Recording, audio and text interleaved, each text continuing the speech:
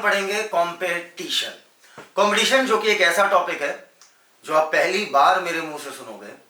ये थोड़ा सा कठिन है। कठिन पर फोकस मत करो, मैंने कहा है थोड़ा सा, इस पर फोकस करो। थोड़ा सा कठिन है। मैं इसे कठिन क्यों कह रहा हूं?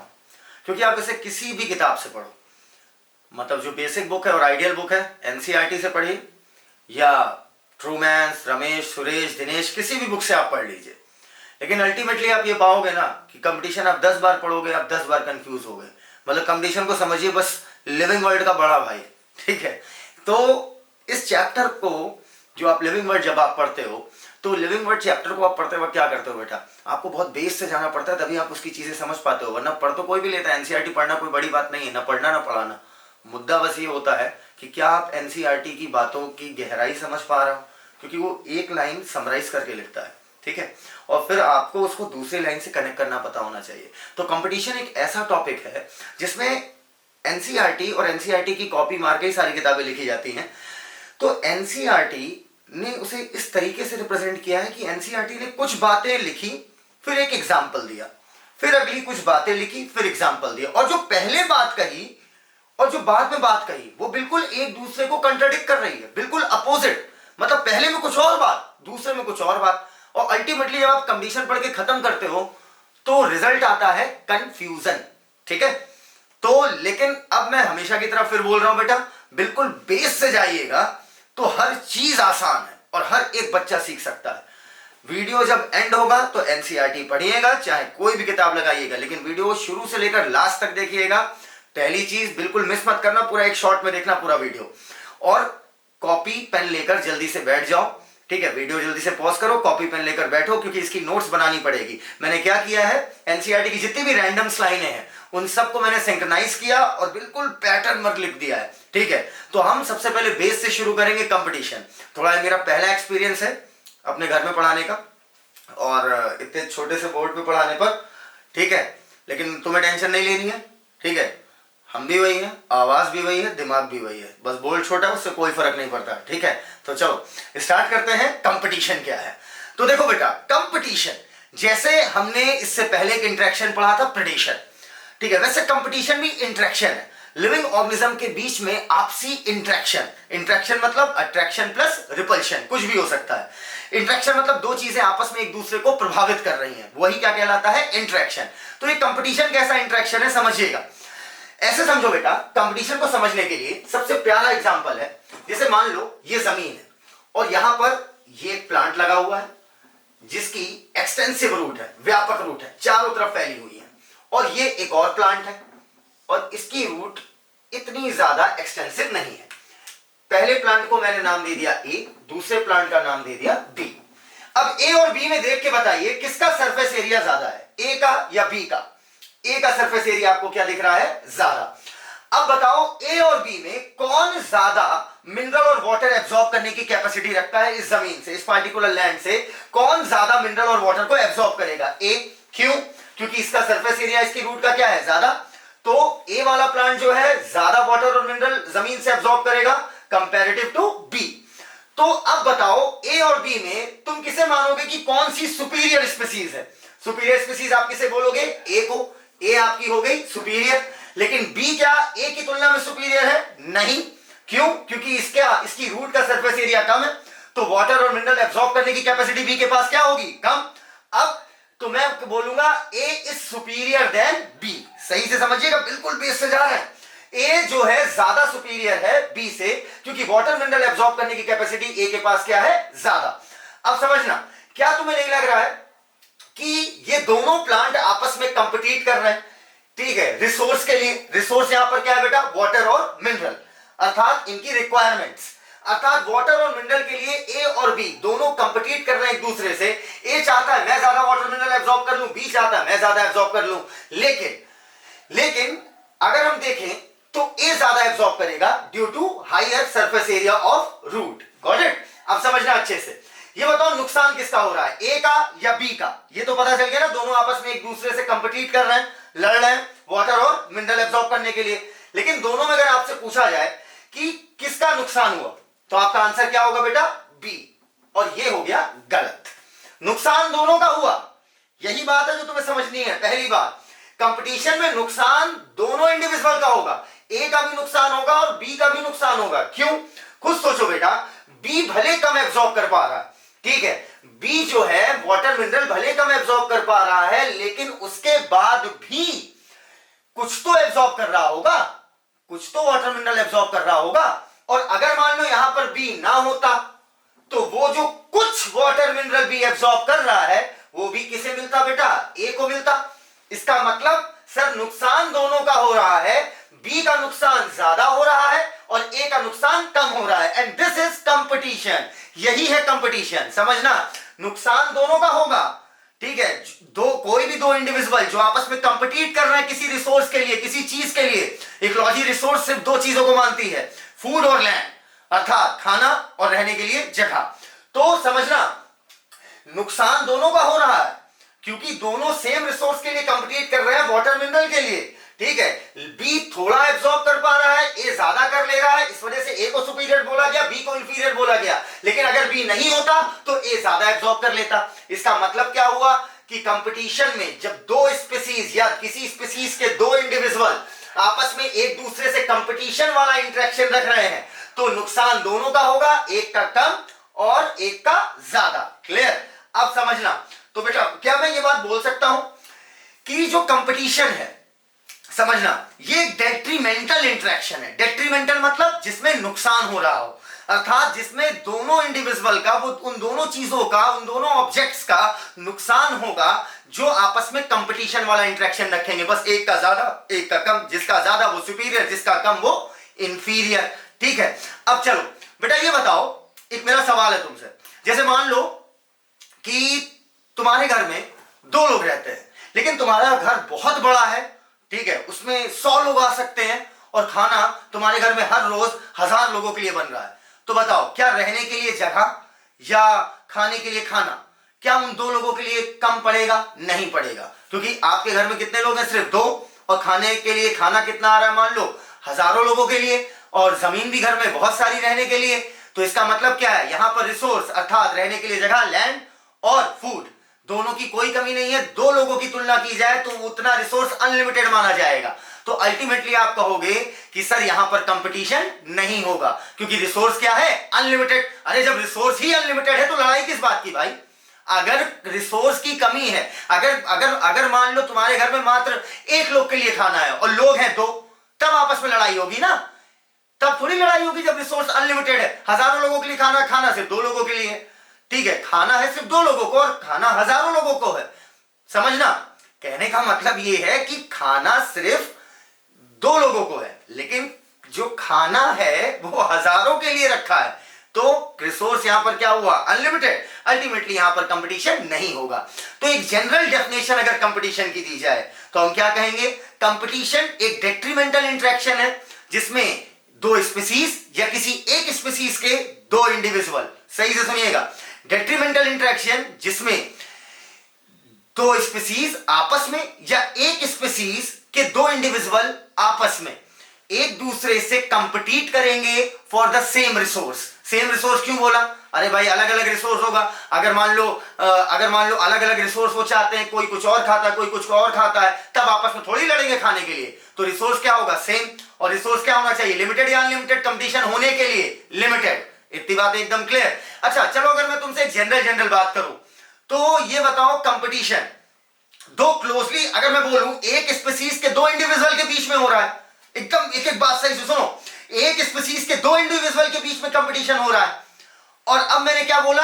दो स्पीसीज के बीच में भी हो सकता है। तो ये बताओ, दो स्पीसीज के बीच में जब कंपटीशन हो रहा है, इसका मतलब उनका रिसोर्स क्या है? सेम। और रिसोर्स कब सेम होगा बेटा? कॉमन सेंस लगाओ, जब वो क्लोजली रिलेटेड हो तो होने के चांसेस क्या है? ज्यादा। अगर मान लो टाइगर है, लॉयन है, ठीक है, टाइगर आपका क्या है? Panthera Tigris. लॉयन क्या है आपका? Panthera leo. दोनों का जीनस क्या है? पैंथेरा। ठीक है, इसका मतलब आपस में बहुत सारे कैरेक्टर इनके मैच करते हैं क्योंकि जीनस इनका क्या है बेटा? Same.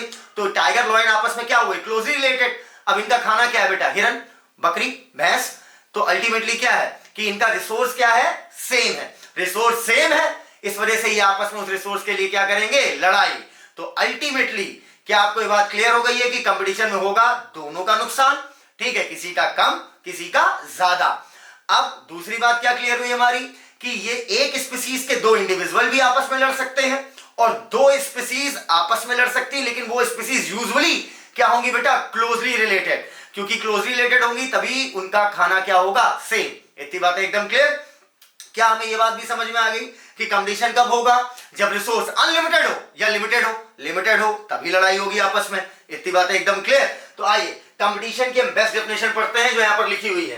Competition is a type of detrimental, ठीक है, डेट्रीमेंटल मतलब नुकसानदायक, detrimental interaction between two closely related species, दो ऐसी स्पीसीज जो आपस में क्लोजली रिलेटेड होंगी, ठीक है, क्लोजली रिलेटेड होंगी तभी इनका रिसोर्स क्या होगा, आपका सेम होगा।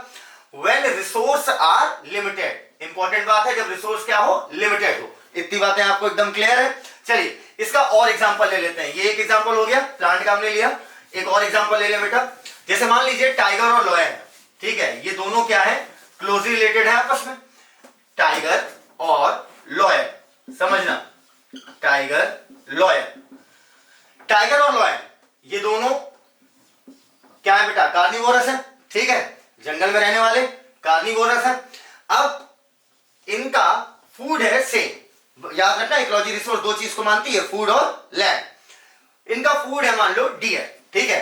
तो टाइगर लॉयन ये दोनों क्लोजली रिलेटेड स्पीसीज, तो इनका रिसोर्स क्या हुआ, सेम हुआ। भाई दोनों जंगल में रहते हैं तो रहने की जगह भी सेम है और खाना भी सेम है, ठीक है, फ्लैश ईटिंग है दोनों। तो अब अल्टीमेटली टाइगर और लायन आपस में कंपीट करेंगे, लड़ेंगे डियर को खाने के लिए। अच्छे से समझना। अब खुद सोचो, अब दोनों में भाई ऐसा नहीं है कि टाइगर बिल्कुल कमजोर है, टाइगर भी मजबूत है, लॉयन भी मजबूत है, लेकिन दोनों में ज्यादा डियर कौन खा पाएगा, जिसकी जो है डियर को खाने के लिए जो एडाप्टेशन चाहिए, जो बॉडी में मॉडिफिकेशन चाहिए, जिसके ज्यादा अच्छे होंगे वो आपका डियर को ज्यादा खाएगा। अब समझना कायदे से। अब मान लो लॉयन जो है आपका, लॉयन ज्यादा बेटर प्रेडेटर है, ठीक, मान लो लॉयन आपका ज्यादा अच्छा प्रेडेटर है, तो लॉयन ज्यादा डियर पर अटैक करेगा, तो टाइगर को क्या पड़ेगी बेटा, खाने की कमी। तो अब आप क्या कहोगे कि सर लॉयन और टाइगर आपस में एक दूसरे से क्या कर रहे हैं, कंपटीशन। इन दोनों स्पीसीज का आपस में क्या हो रहा है, कंपटीशन। लेकिन इनका अगर डियर के साथ रिलेशन निकालो तो ये क्या हुआ, प्रेडेशन। समझना, यही इकोलॉजी है, यही तो जबरदस्त चीज है इकोलॉजी की। देखो टाइगर लॉयन आपस में कंपीट कर रहे हैं, compete for what, compete for the same resource that is dear, ठीक है। अब मैंने बोल दिया लॉयन सुपीरियर था मान लो कैरेक्टर्स में, ठीक है, लॉयन के ट्रेड्स ज्यादा बेटर थे, अर्थात लॉयन की किलिंग स्किल ज्यादा अच्छी थी, तो लॉयन ज्यादा डियर को खाया। तो बताओ नुकसान लॉयन का हुआ या टाइगर का हुआ, दोनों का हुआ, अभी बताया था। क्यों, क्योंकि बेटा अगर टाइगर ना होता तो डियर ये बिल्कुल ना खाता, तो डियर और होते तो लॉयन और खा सकता था, ठीक है। तो कंपटीशन नुकसान दोनों को करा रहा है, लेकिन ये जो केस मैंने आपको बताया इसमें कम नुकसान किसका हुआ बेटा, लॉयन का। तो हम बोलेंगे कि लॉयन कंपैरेटिवली क्या है आपका, सुपीरियर। इतनी बातें एकदम क्लियर। ये हो गया हमारा दूसरा एग्जांपल, जहां पर टाइगर लॉयन आपस में कंपीट कर रहे हैं फॉर द सेम रिसोर्स, लेकिन अगर देखा जाए इनका डियर से अगर आप रिलेशन निकालोगे तो ये क्या है, प्रेडेशन, ठीक। चलो अब यहां पर हम एक और एग्जांपल ले लें। तीसरा एग्जांपल आपने सुना होगा एफिड्स, ठीक है। एफिड्स क्या होते हैं बेटा, जल्दी से बताओ। एफिड्स आपके एक्चुअली में, एफिड कोई सिंगल इंसेक्ट नहीं, पहले क्लियर कर लो। एफिड क्या है, ग्रुप ऑफ इंसेक्ट है, ठीक है, ग्रुप ऑफ इंसेक्ट है जो कि आपकी रसीली चीजों को सक करते हैं, ठीक है, स्मॉल इंसेक्ट, ठीक है, जो कि आपकी रसीली चीजों को क्या करते हैं, सक करते हैं। तो वो ग्रुप क्या कहलाता है, इंसेक्ट्स का, एफिड्स। तो अब समझना बेटा, जैसे कॉटन की मान लो ये लीफ है, कॉटन का प्लांट होता है, रुई का प्लांट, ये उसकी है लीफ, ठीक। तो होता क्या है, इसमें जो बड़े एफिड्स होते हैं साइज में, ये क्या करते हैं, छोटे छोटे एफिड्स को धक्का देके नीचे गिरा देते हैं ताकि छोटे एफिड्स लीफ ना खा पाए। और तो यहां पर क्या हुआ बेटा, छोटा एफिड नीचे गिर जाएगा, अब इसे दोबारा चढ़ना पड़ेगा, फिर ये दोबारा धक्का दे दिया जाएगा। तो अब बताओ ये दोनों आपस में कंपीट कर रहे हैं क्योंकि दोनों का रिसोर्स क्या है, सेम। यहां पर क्या है, बड़ा एफिड जो है वो छोटे एफिड को धक्का देकर नीचे गिरा दे रहा है, ठीक। तो यहां पर लेकिन नुकसान दोनों का होगा। क्यों नुकसान दोनों का होगा, कॉमन सेंस लगाइए। नुकसान इसलिए दोनों का होगा क्योंकि अगर ये छोटा वाला है तो कुछ तो ये भी खा रहा होगा, अगर ये ना होता तो सारे का सारा आइटम किसे मिल जाता, बड़े वाले को। तो नुकसान दोनों का हो रहा है, लेकिन ज्यादा किसका हो रहा है, छोटे वाले एफिड का। तो छोटा वाला क्या हो गया, इंफीरियर कहलाएगा, और बड़ा वाला यहां पर क्या कहलाएगा, सुपीरियर। इतनी बातें एकदम क्लियर। अब अच्छे से सुनना मेरी ये बात ये जो आपने यहां पर बात पढ़ी है ना, ये जो मैंने इंग्लिश में लिखा है, ये एक जनरल डेफिनेशन है कंपटीशन की। ठीक है, अभी तक आप बिल्कुल सेटिस्फाई चल रहे होगे कि हाँ सर नुकसान दोनों का हो रहा है, बिल्कुल सही बात है, हो रहा है। हाँ सर, दो क्लोजली रिलेटेड स्पीसीज के बीच में होगा, या अगर बात करें तो एक स्पीसीज के दो इंडिविजुअल के बीच में होगा। और कब होगा? जब रिसोर्स क्या है? लिमिटेड होगा। क्योंकि अभी तक आपके मन में बैठ चुका है ना कि सर जब रिसोर्स अनलिमिटेड होगा तो काहे का कंपटीशन, तो हम आपस में काहे लड़ेंगे, है ना। लेकिन अब देखना स्टेप बाय स्टेप चीजें गलत होती जाएंगी थोड़ी देर बाद। ठीक है, फिर मैं फाइनल आपको व्यू दूंगा कि एक्चुअल सच्चाई क्या है। इतनी बातें एकदम क्लियर है? तो चलिए यहां पर आप ये तीनों एग्जांपल लिख लीजिएगा और इसे जल्दी से छाप लीजिए। Competition is a type of detrimental interaction, जिसमें दोनों का नुकसान। दो क्लोजली रिलेटेड स्पीसीज होंगी, बाई क्लोजली रिलेटेड होंगी तभी रिसोर्स सेम होगा यूजुअली। कभी कभी वो ऐसा भी है, कुछ एग्जांपल भी आगे आएंगे, जहां पर दो ऐसी स्पीसीज जो आपस में बिल्कुल भी रिलेटेड नहीं होंगी, बहुत कम इंटरेक्शन, बहुत कम आपस में रिलेशन होगा, लेकिन they also compete for the same resource. अभी आएगा आगे। तो दो क्लोजली रिलेटेड स्पीसीज के बीच में या एक स्पीसीज के दो इंडिविजुअल के बीच में। और कब होगा कंपटीशन? जब रिसोर्स क्या हो? लिमिटेड। तो बेटा अभी तक हमने सीख लिया है कंपटीशन की जनरल डेफिनेशन से चार बातें। पहला, कंपटीशन डेट्रीमेंटल होगा दोनों इंडिविजुअल के लिए, दोनों का नुकसान होगा, किसी का कम किसी का ज्यादा। दूसरा हमने क्या सीखा कि कंपटीशन कब होगा? जब रिसोर्स क्या हो? लिमिटेड हो, क्योंकि अनलिमिटेड के लिए कंपटीशन क्यों होगा भाई। तीसरी बात हमने क्या सीखी कि अगर दो स्पीसीज आपस में कंपीट कर रही हैं, दो डिफरेंट स्पीसीज आपस में कंपीट कर रही हैं, तो वो यूजुअली क्लोजली रिलेटेड होंगी।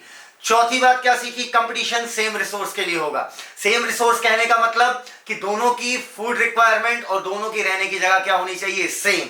ठीक है, तो ये हमने अभी तक चार बातें सीखी कंपटीशन की जनरल डेफिनेशन से। ठीक है, अब हम कंपटीशन को और गहराई में क्लियर कर रहे हैं। अभी तक आपने क्या बोला?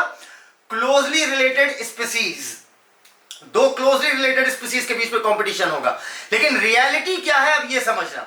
रियलिटी ये है कि कंपटीशन जो है वो बेटा दो तरीके का होता है। एक होता है इंट्रा स्पेसिफिक और एक होता है इंटर स्पेसिफिक। इंट्रा का मतलब होता है विद इन, स्पेसिफिक मतलब स्पीसीज। तो विद इन स्पीसीज कंपटीशन क्या हुआ? Intra specific competition.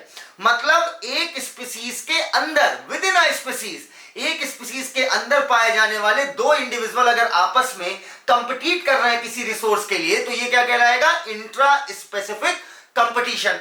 और इंटर स्पेसिफिक क्या होगा? इंटर का मतलब क्या हुआ बेटा? दो लोगों के बीच में, अर्थात बिटवीन। इंटर स्पेसिफिक मतलब दो स्पीसीज के बीच में अगर कंपटीशन हो रहा है तो ये कहलाएगा इंटर स्पेसिफिक। एग्जांपल ले लेते हैं इंट्रा स्पेसिफिक का। इंट्रा का बोला INTRA, विद इन। जैसे मान लो बेटा हम और आप, मानना क्या है? हम हैं, हम और आप होमोसैपियन है, हमारी स्पीसीज सेम है, हम एक ही स्पीसीज के दो इंडिविजुअल है, और अगर हम किसी रिसोर्स के लिए, मतलब खाने के लिए, रहने की जगह के लिए, अगर हम आपस में कंपीट कर रहे हैं, एक दूसरे से उस रिसोर्स के लिए लड़ रहे हैं कि नहीं भाई हमें ज्यादा मिले, नहीं भाई हमें ज्यादा मिले, तो ये कहलाएगा आपका इंट्रा स्पेसिफिक। क्यों? क्योंकि एक ही स्पीसीज के दो इंडिविजुअल आपस में कंपीट कर रहे हैं। लेकिन अगर मान लीजिए मेरा कंपटीशन हो रहा है कैरिस फैमिलियारिस से, ठीक है, या फेलिस डोमेस्टिका से, मतलब बिल्ली से या डॉग से मेरा कंपटीशन हो रहा है खाने के लिए। ठीक है, खाने के लिए बेटा जैसे आप रोटी खाते हो वो भी रोटी खा सकते हैं। तो अगर हम आपस में फूड के लिए कंपीट कर रहे हैं, किसी रिसोर्स के लिए कंपीट कर रहे हैं, तो इसका मतलब क्या हुआ कि दो अलग अलग स्पीसीज आपस में कंपीट कर रही हैं किसी सेम रिसोर्स के लिए, तो ये कहलाएगा इंटर स्पेसिफिक, अर्थात दो स्पीसीज के बीच में होने वाला कंपटीशन। ठीक है, लेकिन अब कॉमन सेंस लगाओ कि अगर मैं बात करूं इंटर स्पेसिफिक कंपटीशन की, तो इंटर स्पेसिफिक कंपटीशन यूजुअली अगर पूछा जाए तो ये क्लोजली रिलेटेड स्पीसीज के बीच में होगा। यूजुअली बोला है, ऑलवेज नहीं, फोकस करना, यही छोटी छोटी गलतियां कंपटीशन में आप करते हो। Usually inter specific competition closely related species के बीच में होगा। मतलब क्लोजली रिलेटेड स्पीसीज, जैसे एग्जांपल के तौर पर आप ले लो लॉयन और टाइगर, दोनों का जीनस क्या है? Panthera. Panthera leo, Panthera tigris. Panthera दोनों का जीनस क्या है बेटा? सेम है। दोनों टाइगर लॉयन का जीनस सेम है, इसका मतलब बहुत सारे कैरेक्टर आपस में मिलते हैं, मतलब कोई नजदीक का ही रीसेंट कॉमन एंसेस्टर है इनका। ठीक है, तो बेटा अगर दो स्पीसीज क्लोजली रिलेटेड है, इसका मतलब उनका कॉमन रीसेंट कॉमन एंसेस्टर, ज्यादा दूर का मत जाओ, अभी का ही कॉमन एंसेस्टर क्या होगा बेटा? सेम। ठीक है, तो मैक्सिमम चांसेस है कि उन दोनों स्पीसीज का जो रिसोर्स होगा अर्थात जो फूड होगा और या रहने की जगह होगी, मैक्सिमम चांस है वो क्या होगा, सेम। जैसे अगर आप लॉयन की बात करो, टाइगर की बात करो, दोनों जंगल में रहते हैं, दोनों डीप फॉरेस्ट में रहना पसंद करते हैं। दूसरा, दोनों आपके क्या है, आपके कार्निवोरस है, अर्थात इनकी जो फूडिंग है और इनकी जो लॉजिंग है अर्थात रहने के निवास स्थान और इनका खाना, दोनों का रिसोर्स क्या है, सेम। तो ये दोनों क्लोजली रिलेटेड आपस में क्या है, लड़ेंगी। सर क्या डिस्टेंटली रिलेटेड स्पीसीज मतलब जिनका बहुत दूर से लिंकअप थोड़ा बहुत आ रहा हो, क्या उनका आपस में कंपटीशन हो सकता है? बिल्कुल हो सकता है, उनका भी कंपटीशन हो सकता है, लेकिन उनके होने के चांसेस क्या है बेटा, कम है कंपैरेटिव टू क्लोजली रिलेटेड, क्योंकि क्लोजली रिलेटेड के रिसोर्स सेम होने के चांसेस ज्यादा, और रिसोर्स सेम होने के चांसेस ज्यादा तो लड़ाई होने के चांसेस ज्यादा। डिस्टेंटली वाले के रिसोर्स सेम होने के चांसेस कम, खत्म नहीं, कम बोला है, कम बोला है। तो डिस्टेंटली वाले के सेम रिसोर्स होने के चांसेस कम, तो आपस में लड़ने का चांसेस क्या होगा, कम। तो मैं बोल सकता हूं inter specific competition usually occur between closely related species. इतनी बातें एकदम क्लियर। तो चलिए पढ़िए, नोट्स बनाइए इसकी। Competition are of two types, intra specific, intra का मतलब बेटा क्या हुआ, within between individual of same species, और दूसरा क्या हुआ, इंटर स्पेसिफिक, इंटर मतलब in between, between two different species, लेकिन ये इंपॉर्टेंट पॉइंट है, यूजुअली क्लोजली रिलेटेड होंगी। क्लियर। अब बेटा अगर मैं चार्ल्स डार्विन की बात करूं, Charles Darwin evolutionary scientist, famous scientist, Charles Darwin ने क्या बातें करी थी हमसे वहां पर एवोल्यूशन में? इन्होंने एक बहुत बड़ी थ्योरी दी थी कि स्ट्रगल फॉर एग्जिस्टेंस, क्या बोला, स्ट्रगल फॉर एग्जिस्टेंस, कहने का मतलब कि दो स्पीसीज, डार्विन क्या कह रहे हैं पहले समझना मेरी बात कायदे से, क्योंकि एक क्वेश्चन आता है वहां बार बार फंस जाते हो, एनसीईआरटी की लाइन पकड़ के बैठ जाते हो और क्वेश्चन गलत करके चले जाते हो। बात फिर सुनो गौर से।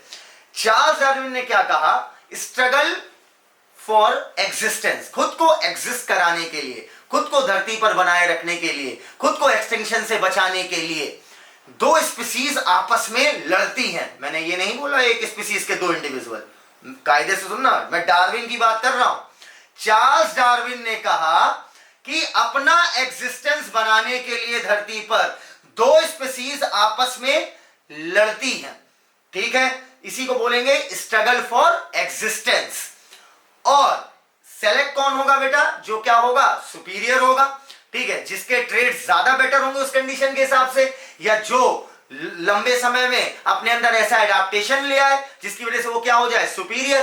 तो डार्विन कहते हैं कि struggle for existence and survival of the fittest, जो ज्यादा फिट होगा या लंबे समय में अपने अंदर इवोल्यूशनरी चेंज ले आए, ठीक है, अपने आप को एडाप्ट करके अपने आप को इवॉल्व कर ले, वो आपका सुपीरियर कहलाएगा और वो डोमिनेट कर जाएगा और वो सरवाइव करेगा, और जो इंफीरियर होगा या तो उसे वो जगह छोड़नी पड़ेगी या तो वो एक्सटिंक्ट हो जाएगा, खत्म हो जाएगा। क्लियर। तो जब डार्विन ने ये बोला, डार्विन ने क्या बोला, डार्विन ने दो स्पीसीज के बीच में बोला कि एक स्पीसीज के दो इंडिविजुअल, दो स्पीसीज के बीच में, डार्विन ने कहा दो स्पीसीज के बीच में, ठीक है, स्ट्रगल होगा खुद को एग्जिस्ट कराने के लिए और सरवाइव करेगा जो आपका ज्यादा फिट होगा। और इन बातों को देखकर डार्विन ने कहा कि इंटर स्पेसिफिक कंपटीशन, क्या बोला, inter INTER, inter specific competition is a potent force for evolution.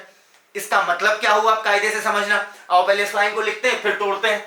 Inter specific competition अर्थात दो स्पीसीज जो आपस में लड़ रही हैं खुद को सरवाइव कराने के लिए, inter specific competition is potent, potent मतलब बेटा क्षमतावान, सक्षम, पोटेंट फोर्स, फोर्स यहां पर F = ma नहीं है, फोर्स का मतलब कोई बल जो किसी कार्य को करने पर मजबूर कर रहा हो। Inter specific competition is potent force for evolution. ये मैंने एक बात लिखी है, एनसीईआरटी से एक्सट्रैक्ट किया है, मुद्दे की बातें लिख दी है। Inter specific competition is potent force for evolution. Darwin ने कहा कि दो स्पीसीज जब आपस में लड़ती, मैं रिपीट कर रहा हूं किसी बात को तो समझ जाओ, मुद्दा गहरा है, कि जब दो स्पीसीज आपस में लड़ती हैं खुद को एग्जिस्ट कराने के लिए तो सरवाइव करेगी जो ज्यादा फिट होगा। तो दो स्पीसीज के बीच में जो कंपटीशन होगा उसे आप क्या बोलोगे, इंटर स्पेसिफिक कंपटीशन। और सरवाइव कौन करेगा, जो सिचुएशन के हिसाब से खुद को अडॉप्ट करेगा, और जब अडॉप्ट कर लेगा लॉन्ग टाइम में तो अपने आप को क्या कर लेगा, इवॉल्व। तो एवोल्यूशन की वजह क्या थी? Inter specific competition. अब क्लियर हो गई होगी ये लाइन। तो क्या लिखा है?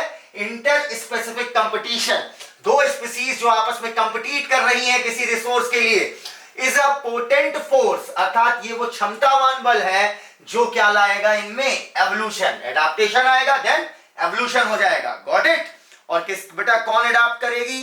जो एडाप्ट करेगी वही क्या होगी? आपकी सुपीरियर। तो अब एक सवाल आमतौर पर आप पूछते हैं कि सर ये बताइए कि अगर मुझसे एग्जाम में पूछा जाए कि इंटर स्पेसिफिक कंपटीशन और इंट्रा स्पेसिफिक कंपटीशन, इन दोनों में सर मुझे एक ऑप्शन लगाना है कि कौन है जो एवोल्यूशन के लिए जिम्मेदार है। दोनों, अगर जनरली मुझसे पूछोगे कौन एवोल्यूशन के लिए जिम्मेदार है, तो दोनों जिम्मेदार है। ऑप्शन बोथ है तो बोथ लगाएंगे, ठीक है सर। लेकिन अगर मुझसे पूछा जाए कौन ज्यादा कॉमन है या कौन ज्यादा जिम्मेदार है, कौन एवोल्यूशन कराने के लिए ज्यादा पोटेंट फोर्स है, मतलब एवोल्यूशन कराने पर कौन ज्यादा मजबूर करता है किसी ऑर्गेनिज्म को, तो बेटा उसमें नाम आएगा इंट्रा स्पेसिफिक कंपटीशन का। कायदे से सुनिए मैंने क्या बोला, intra, INTRA, intra specific competition. ये ज्यादा ऑब्वियस है, ये ज्यादा इफेक्ट कराता है किसी भी पॉपुलेशन को कि वो अपने आप को अडॉप्ट करे और इवॉल्व करे। ठीक है, कैसे? मेरी बात क्यों मानो, कॉमन सेंस लगाइएगा, कॉमन सेंस। इंट्रा और इंटर में किसके रिसोर्स सेम होने के चांसेस ज्यादा है? इंट्रा के। कॉमन सेंस, क्योंकि एक ही स्पीसीज के अगर दो इंडिविजुअल हैं तो उनके रिसोर्स सेम होने के चांसेस बहुत हाई है। लेकिन इंटर वाले में अगर हम बात करें तो क्लोजली रिलेटेड वाले के थोड़े हाई है चांसेस, वरना इंटर स्पेसिफिक कंपटीशन में क्या होगा, जब दो स्पीसीज आपस में कंपीट कर रही होंगी तो उनमें रिसोर्स इंटर वाले के केस में सेम होने के चांसेस कम होंगे। रीजन क्या है बेटा? कॉमन सेंस लगाइए, क्योंकि इंट्रा स्पेसिफिक एक ही स्पीसीज के दो इंडिविजुअल हैं तो उनके रिसोर्स सेम होने के चांसेस बहुत ही हाई। इंटर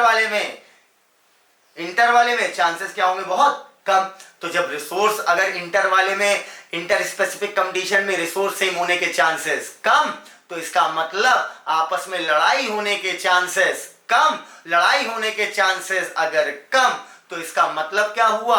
आपस में कंपटीशन कम। आपस में कंपटीशन कम, तो इसका मतलब क्या हुआ?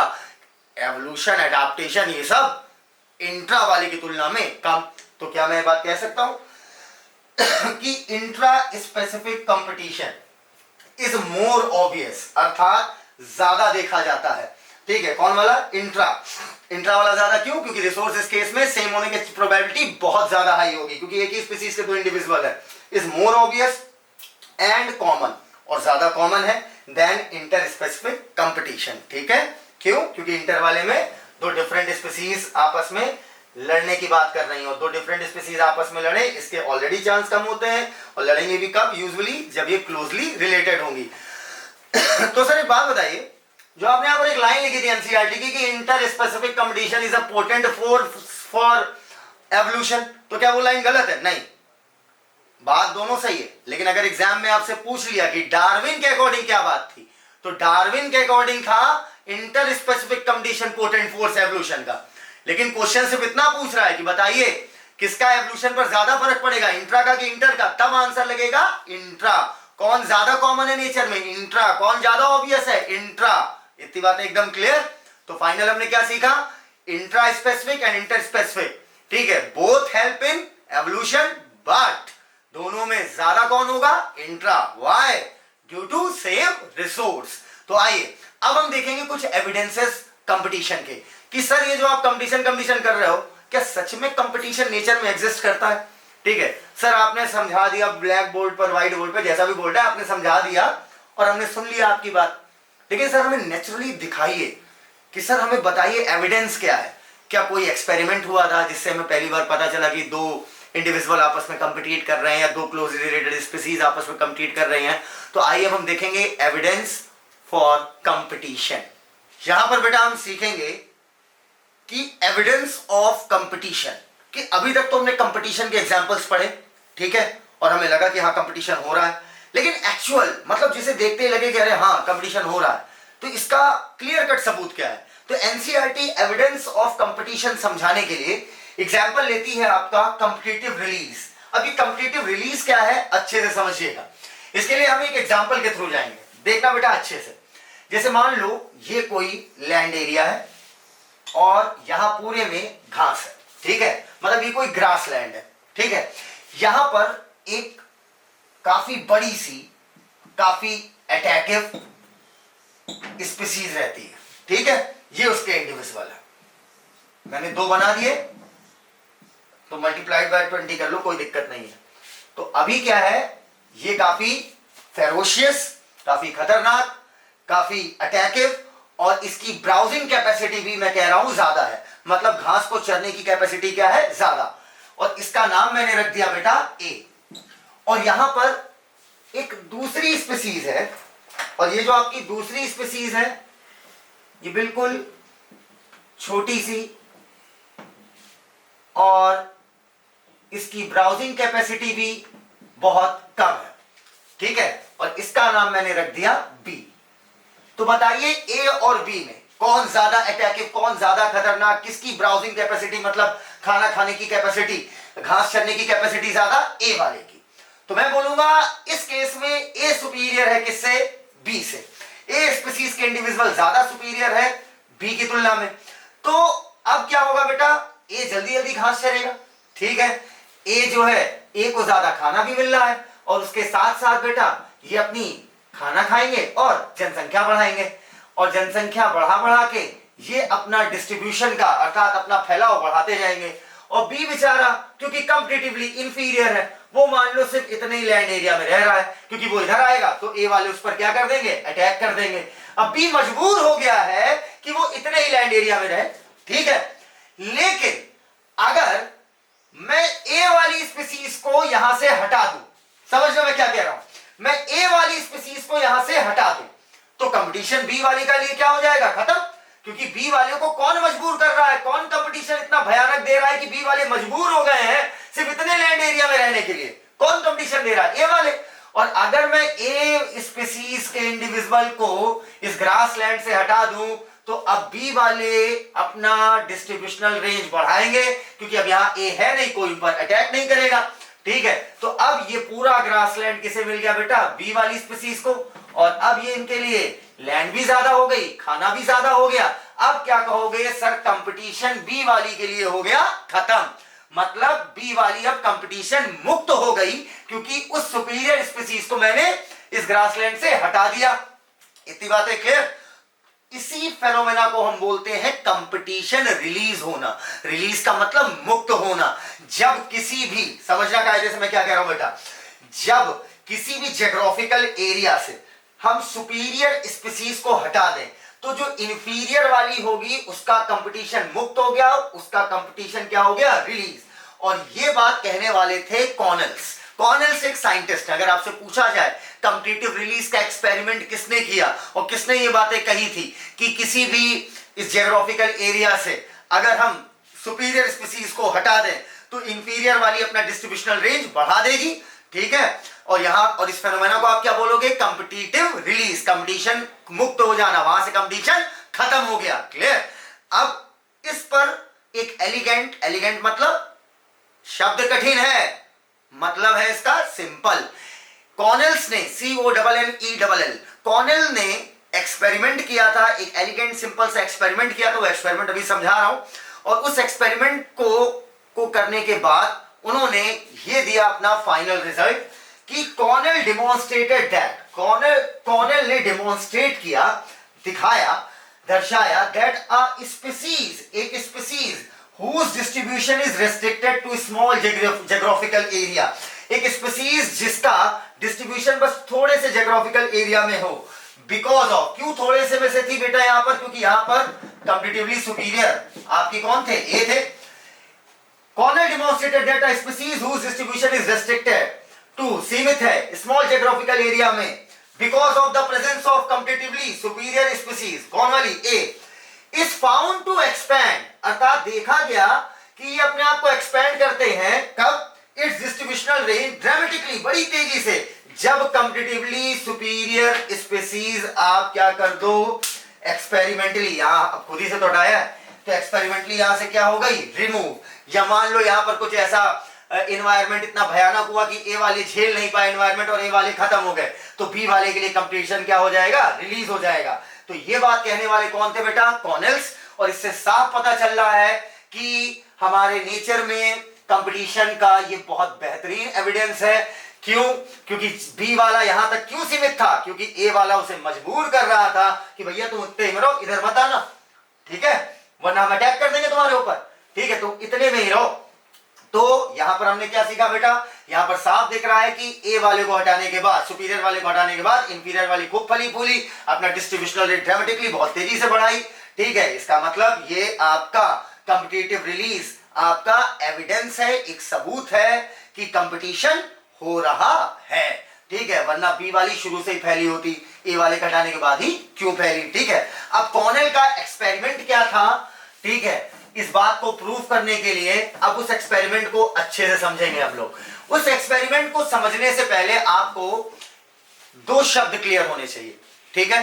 दोनों शब्द क्या क्या है समझिएगा। एक होता है इंटरटाइडल रीजन और एक होता है आपका अबव हाई टाइड रीजन। अब इन दोनों का मतलब समझना अच्छे से, तभी आप समझ पाएंगे कि कॉर्नेल ने ये बात जो कही, जो मैंने आपको समझा दी कॉम्पिटिटिव रिलीज, ये बात उन्होंने किस एक्सपेरिमेंट के आधार पर कही। पहले समझिएगा इंटरटाइडल रीजन क्या होता है। बेटा टाइड का मतलब क्या होता है, लहर, है ना, जो समुद्रों में लहरें बनती है, अरे देखा होगा ना पिक्चरों में बेटा, बार बार समुद्र से पानी किनारों तक आता है, फिर वापस लौटता है, फिर आता है, फिर वापस लौटता है ना। तो इंटरटाइडल रीजन अब समझ जाओगे क्या है। इंटर का मतलब क्या हुआ बेटा, बीच में, टाइड का मतलब लहर, रीजन का मतलब कोई एरिया, ठीक है। जैसे मान लो ये आपका समुद्र है, ठीक है, पानी बार बार, और ये आपका कोई चट्टानी किनारा है, ठीक है, अर्थात ऐसा किनारा जो चट्टान का बना हो, रेत का बना होता तो रेतीला किनारा बोल देते।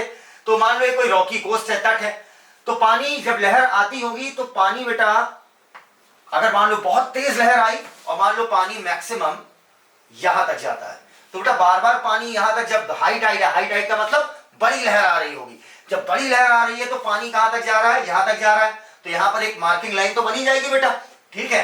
तो आपने इस लाइन को देख लिया, ये कब बन रही है, जब हाई टाइड आ रही है, और जब लो टाइड आ रही है मतलब पानी कम लहर के साथ आ रहा है, तो मान लीजिए पानी यहां तक जा पा रहा है, ठीक है, और नॉर्मल पानी यहां तक रहता है। हाई टाइड आई, बहुत तेज लहर आई, यहां तक गया, ठीक है, लो टाइड आई, हल्की लहर आई तो यहां तक गया, और ये नॉर्मल पोजीशन है।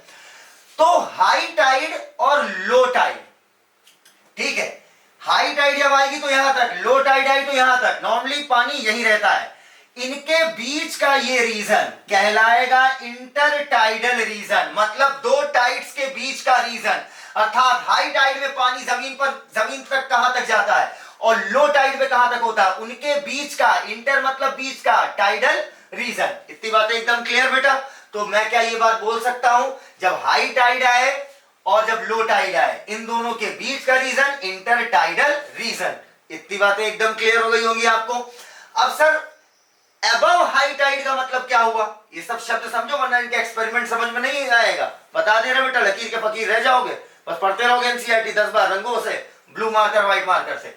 अब समझना बेटा अच्छे से हम क्या कह रहे हैं। इंटरटाइडल रीजन कहने का मतलब तो अब क्लियर हो गया।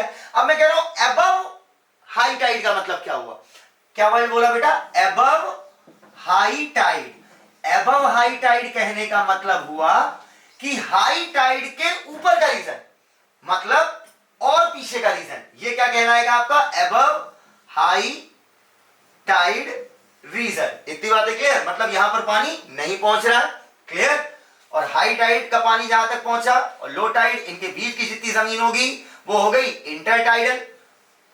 अब आपको ये दोनों रीजन एकदम क्लियर हो गए होंगे, ठीक है। तो अब अच्छे से समझिएगा कायदे से। अब मैं आपको क्या सिखा रहा हूं यहां पर, असल में बैरेंकल आपने सुना होगा, नहीं सुना है मैं क्लियर कर रहा हूं बैरेंकल क्या होता है। बैरेंकल नाम की स्पीसीज सुनी है बेटा, बैरेंकल पहले तो कोई स्पीसीज नहीं है, क्लियर हो जाओ, ठीक है। बैरेंकल एक्चुअली में बेटा ग्रुप है, क्या बोला, ग्रुप है। बैरेंकल एक ग्रुप है, इसके अंदर कई सारी स्पीसीज आती हैं, ठीक है। बैरेंकल कोई सिंगल स्पीसीज नहीं है, लेट मी क्लियर अगेन। बैरेंकल एक ग्रुप है जिसके अंदर कई सारी स्पीसीज आती हैं, ठीक है। अब जो कॉर्नेल ने जो बात कही थी वो उन्होंने एक एलिगेंट एक्सपेरिमेंट के आधार पे कही थी। एलिगेंट का मतलब बेटा सिंपल, एक सिंपल सा एक्सपेरिमेंट था। अब कॉर्नेल ने जो वो एलिगेंट सिंपल एक्सपेरिमेंट किया था वो स्कॉटलैंड के रॉकी सी कोस्ट पर किया था। रॉकी सी कोस्ट कहने का मतलब, जैसे मान लीजिए ये आपका क्या है, स्कॉटलैंड में मौजूद समुद्र हो गया और ये हो गई उसकी चट्टानी सी कोस्ट, ठीक है। अब मान लीजिए जब हाई टाइड आती हो तो पानी यहां तक जाता है, और जब लो टाइड आती हो, जब हल्की लहर आती हो तो पानी यहां तक जाता है। तो ये बीच का रीजन बेटा क्या कहलाएगा, inter tidal region, ITR, inter tidal region. और हाई टाइड के ऊपर वाला रीजन बेटा हमने क्या बोला था आपका, एबव हाई टाइड रीजन। मतलब हाई टाइड लो टाइड के बीच का रीजन, ये बीच की जमीन इंटर टाइडल रीजन, और हाई टाइड के बाद की जमीन एबव, मतलब इसके बाद high tide region. Clear, high tide के ऊपर का रीजन। अब समझना बेटा, अब इनका एक्सपेरिमेंट समझने के लिए कि ये बात इन्होंने कही कैसे, ये एविडेंस ऑफ कंपटीशन जो एनसीईआरटी ने एक एग्जांपल लिया कॉम्पिटिटिव रिलीज के माध्यम से समझाना चाह रहे हैं, सबूत, एक नेचुरल सबूत जो साफ साफ दिखे कंपटीशन का, ठीक है। तो ये एक्सपेरिमेंट, ठीक है, समझने के लिए आपको एक शब्द समझना पड़ेगा, बैरेंकल क्या है। देखो बैरेंकल कोई सिंगल स्पीसीज नहीं है, बैरेंकल ग्रुप ऑफ स्पीसीज है जो आपकी एक्सक्लूसिवली मैराइन है। क्लियर, तो ये जो ग्रुप ऑफ स्पीसीज है, क्या बोला मैंने, ग्रुप है, ध्यान रखना, ये ग्रुप ऑफ स्पीसीज जो बैरेंकल है ये एक्चुअली फाइलम आर्थ्रोपोडा में आती है, ठीक है। तो ये बात एकदम क्लियर हो गई एक बच्चे को कि बैरेंकल सिंगल स्पीसीज नहीं है, ग्रुप ऑफ स्पीसीज है। तो कॉर्नेल साहब ने क्या किया, उन्होंने दो बैरेंकल की स्पीसीज को नोटिस किया। एक का नाम था बैलेनस, क्या नाम था, बैलेनस। बैलेनस क्या है बेटा, बैरेंकल है। और एक का नाम था आपका छैथैलमस, क्या नाम था, छैथैलमस। स्पेलिंग देख लीजिएगा, CH, साथ लिखते रहो बेटा, CHATHAMALUS। इतनी बातें क्लियर। तो जो आपका बैलेनस था, बैरेंकल है दोनों के दोनों, बैरेंकल ग्रुप है, ये दो स्पीसीज है। बैरेंकल ग्रुप में ये जो दो स्पीसीज है उनमें जो बैलेनस है वो इंटरटाइडल रीजन में आमतौर पे पाई जाती है, और जो छैथैलमस है वो अबव हाई टाइड रीजन, यही तो रीजन था, अबव हाई टाइड रीजन। इतनी बातें एकदम क्लियर। बैलेंस कहां पर, इंटरटाइडल रीजन में, और छैथैलमस कहां पर, अबव हाई टाइड रीजन में। अब याद रखना बेटा, बी से बैलेंस, बी से बड़ा, अर्थात ये थी आपकी साइज में बड़ी, और सी से छैथैलमस, और सी से छोटा, ठीक है। तो बेटा बताओ, अगर पूछा जाए दोनों में साइज में बड़ा कौन, बैलेंस। साइज में भी बड़ा था और सुपीरियर भी था, मतलब डोमिनेट भी करता था। अगर छैथैलमस इंटरटाइडल रीजन में आ जाती थी तो ये क्या करता था, बैलेंस, उन्हें क्या करता था, उन्हें कॉम्पिटिटिवली उन्हें हराकर अल्टीमेटली क्या करता था, यहां पर सिर्फ अपना राज रखता था। क्लियर, समझना कायदे से। बैलेंस के, अगर बैलेंस का रीजन क्या, इंटरटाइडल रीजन, अगर छैथैलमस इसमें आ गई तो क्या होता था कि बैलेंस कॉम्पिटिटिवली इंफीरियर छैथैलमस को क्या कर देता था, यहां से एक्सटेंड कर देता था, कॉम्पिटिटिवली उन्हें हराकर। क्लियर है ये बात, क्योंकि बैलेंस क्या है बेटा, लार्ज साइज का है और सुपीरियर है।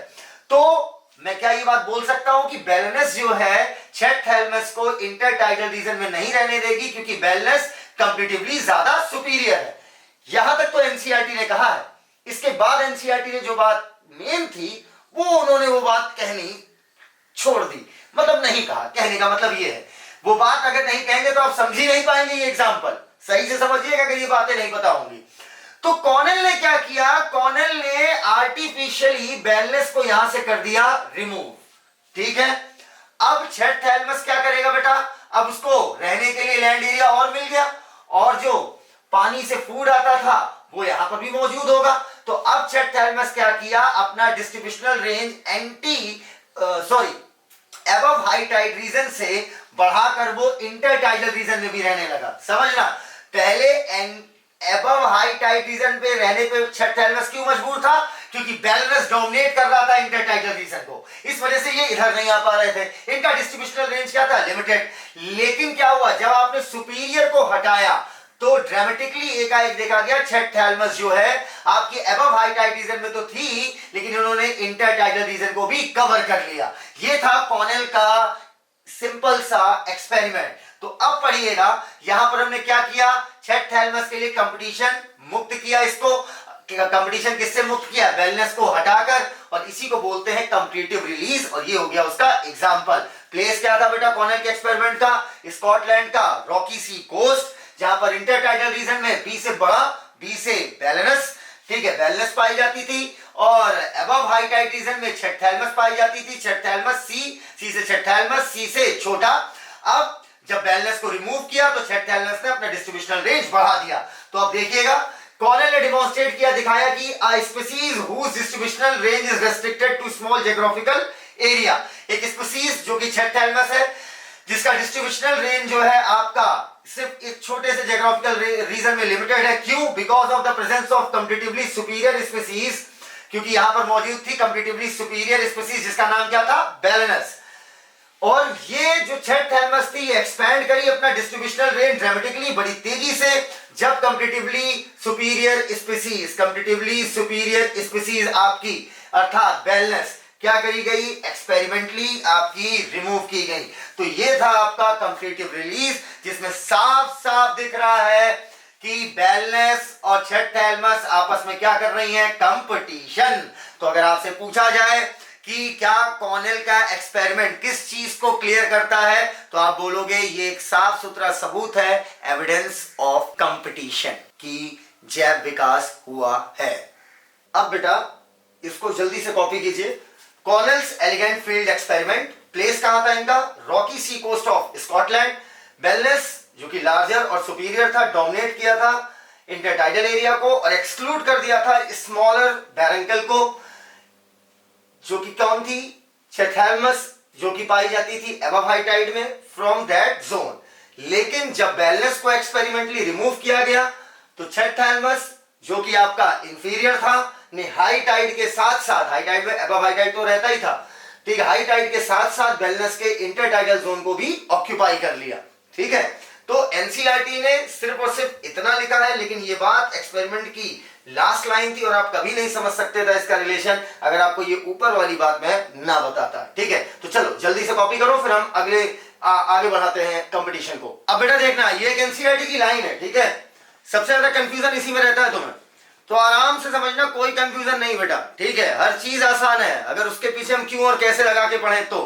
अब समझना, ये एनसीईआरटी की एक लाइन है, कहती है in general plants and herbivorous appear to be more adversely affected by competition than carnivorous। ठीक है, इसका मतलब क्या हुआ, पहले हिंदी में इसका मतलब समझो। कह रहा है कि आमतौर पर देखा जाए तो प्लांट और हर्बीवोरस ज्यादा इफेक्ट होते हैं कंपटीशन से कार्निवोरस की तुलना में। ठीक है, मतलब प्लांट और हर्बीवोरस, हर्बीवोरस मतलब प्लांट ईटिंग एनिमल्स, ज्यादा इफेक्ट होंगे कंपटीशन से कार्निवोरस की तुलना में। अब इस लाइन को हम समझते हैं ऐसा क्यों। ऐसे समझो बेटा, जैसे मान लो मैंने बनाई जमीन, ठीक है, प्लांट जमीन से क्या लेता है बेटा, दो मेन चीजें लेता है, एक लेता है वो वाटर, मेन की बात करना, वाटर और मिनरल्स। प्लांट जमीन से वाटर मिनरल लेता है। अब बेटा प्लांट को जो एनिमल खाएगा वो क्या कहलाएगा, हर्बीवोरस। हर्बीवोरस को जो खाएगा वो क्या कहलाएगा, आपका कार्निवोरस। ठीक है, मतलब फ्लैश ईटिंग।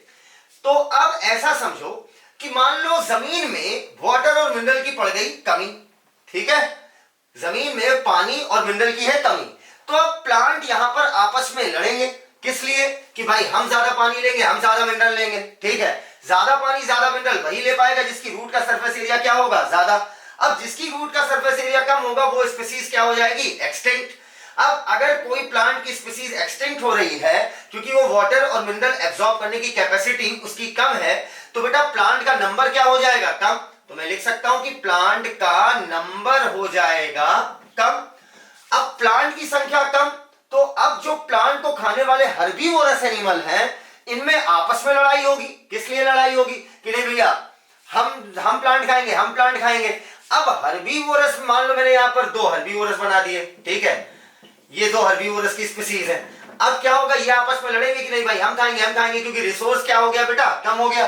ठीक है, वैसे भी धरती पर रिसोर्स लिमिटेड है, तो और कम हो गया क्योंकि पानी और मिनरल की पड़ी कमी, जिसकी वजह से जो तुम्हारा इंफीरियर प्लांट था जिसके पास एब्जॉर्बिंग कैपेसिटी कम थी वो एक्सटिंक्ट हो गए, तो प्लांट की नंबर क्या होने लगी, कम। तो अब हर्बीवोरस लड़ेंगे कि नहीं, हम खाएंगे। अब इनमें से जो सुपीरियर होगा वो तो जिंदा रहेगा, लेकिन जो इंफीरियर होगा, जिसके पास ग्रेजिंग कैपेसिटी, ब्राउजिंग कैपेसिटी कम होगी, वो आपका क्या हो जाएगा, एक्सटिंक्ट। इतनी बातें क्लियर। अब तुम्हें दिख रहा होगा कि सर इफेक्ट तो फिर कार्निवोरस पे भी पड़ेगा। समझना कायदे से, इफेक्ट तो कार्निवोरस पे भी पड़ेगा, क्योंकि सर जब हर्बीवोरस एनिमल्स कम हो जाएंगे तो उनको खाने वाले जो कार्निवोरस होंगे, तो सर उनमें भी तो आपस में कंपटीशन होगा। बिल्कुल होगा, बिल्कुल सही सोचा। तो सर वो सब सर जब उनमें भी कंपटीशन होगा तो सुपीरियर वाला जिंदा रहेगा, इंफीरियर वाला मर जाएगा। लेकिन खुद सोचो, कार्निवोरस तक इफेक्ट आने में आपकी 2 स्टेप्स आ रही हैं, ठीक है। और क्या पता तब तक यहां पर वाटर और मिनरल आपका वापस मेंटेन हो जाए, और अगर मेंटेन हो जाएगा तो प्लांट की संख्याएं बढ़ जाएंगी। भले जो स्पीसीज एक्सटिंक्ट हुई है अब वो तो वापस नहीं आएगी, लेकिन जो स्पीसीज इस एरिया से एक्सटिंक्ट हुई वो तो वापस नहीं आएगी, लेकिन हाँ ये जरूर है कि प्लांट की संख्या जरूर बढ़ जाएगी, ठीक है। तो सबसे ज्यादा इफेक्ट किस पे आ रहा है बेटा, सबसे पहला इफेक्ट किस पे आ रहा है, प्लांट। अब प्लांट से डायरेक्टली कनेक्टेड कौन है, हर्बीवोरस, तो अगला इफेक्ट हर्बीवोरस पे आएगा। और जब तक आप कार्निवोरस पे पहुंचोगे तब तक चीजें किसी ना किसी तरीके से, क्योंकि बेटा देखो इकोसिस्टम अपने आप को बैलेंस कर लेता है, ठीक है। अगर आप कोविड-19 का ही केस देखो तो कोविड-19, इस एग्जांपल को हल्के मत लेना। कोविड-19 क्या है, कोविड-19 को अगर आप फिलॉसफी ऑफ बायोलॉजी की निगाह से देखिए तो कोविड-19 ने क्या किया है, इस वायरस ने हमारे इकोसिस्टम को स्टेबल करने की कोशिश की है, ठीक है। तुम अक्सर कैसी बातें कर रहे हो, थोड़ा सा अपना व्यू बढ़ाओगे तो सोच ले जाओगे कि देखो बेटा हर इकोसिस्टम एवन अर्थ अपने आप को स्टेबलाइज करना चाहती है, ठीक है। इतना सारा पॉल्यूशन, इतनी सारी जनसंख्या, ठीक है, मैं इसका फेवर नहीं कर रहा हूं, लेकिन मैं तुम्हें एक बात बता रहा हूं कि इस तरीके के वायरस, इस तरीके के एपिडेमिक, पैंडेमिक डिजीजेस, आपका ये मैंने आपको पहले भी पढ़ाया था कि नेचर अपने आप को बैलेंस करने की कोशिश करता है। तो जब तक बात कार्निवोरस तक पहुंचेगी तब तक हो सकता है यहां कुछ बैलेंसिंग हो जाए, और अल्टीमेटली क्या हो बेटा, मान लो यहां पर माइक्रोब्स बढ़ गए, यहां पर बहुत सारे जानवर मरने लगे, तो उनको माइक्रोब डिकम्पोज कर करके मिनरल का अमाउंट बढ़ा ले, बरसात हो गई, पानी बैलेंस हो गया, प्लांट फिर आपका बढ़ने लगा। इतनी बातें क्लियर। तो पहला इफेक्ट किस पे आता है बेटा, प्लांट पर, और प्लांट पर इफेक्ट आएगा तो उनको खाने वाले हर्बीवोरस पे आएगा, और कार्निवोरस पर आएगा लेकिन बहुत समय बाद। तब तक नेचर किसी ना किसी तरीके से स्टेबलाइज कर लेगा। सर अगर मान लो नहीं स्टेबलाइज कर पाए तो कार्निवोरस भी गया, सर कभी नहीं हुआ तो खत्म, सब खत्म, अरे प्लांट खत्म तो खाने वाले हर्बीवोरस खत्म, हर्बीवोरस खत्म तो कार्नी खत्म। लेकिन सबसे लास्ट इफेक्ट किस पे आएगा, कार्निवोरस। इसलिए एनसीईआरटी लिखती इन जनरल, आमतौर पर herbivorous and plant appear to be more adversely affected, ये ज्यादा असर आता है इनका कंपटीशन पर देन कार्निवोरस।